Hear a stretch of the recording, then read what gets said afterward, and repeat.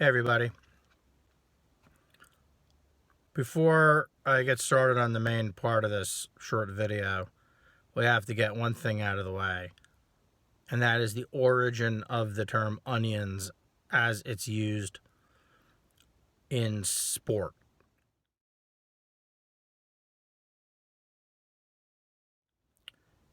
It does come from basketball. The first use of it by the person who's noted for it was Bill Raftery, the collegiate and also professional basketball announcer. And he used it for the first time in November 1995 at a professional basketball game for a player on the team for which he was commenting. You can look the rest of it up on the internet. As far as pressure is concerned,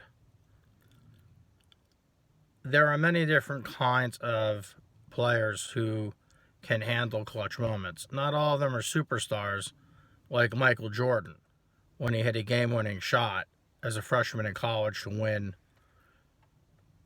the first championship for the University of North Carolina under their longtime head coach, Dean Smith.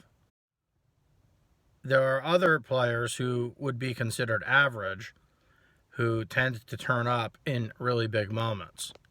In baseball, there's a guy in the 50s and the 60s and well known later in life for his managerial career and a rather tumultuous one named Billy Martin.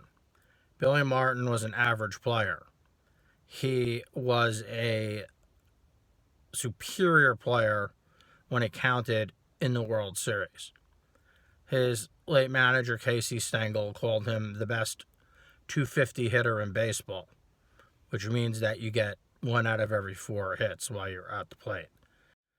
He got 1 out of every 3 hits on average in the World Series. Failing 2/3 of the time in Major League Baseball for a career puts you into the Hall of Fame with ease, just to put that in perspective. Being a clutch player is one of those things where you either have it or you don't. It's intrinsic. As far as athletics are concerned, it's sort of like saying you can't teach speed. Well, when you don't have a really strong intrinsic ability, and especially if you are highly criticized for not coming through in the big moments, just like any of your other weaknesses, you sort of gotta embrace the fact they're always going to be your weaknesses, or they're definitely not going to be the very best part of your game. So what you have to do is try to make them a little less weak and be reasonable or even average.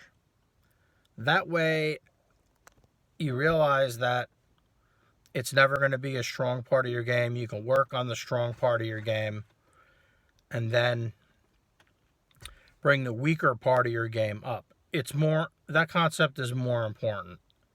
That's what makes a better player.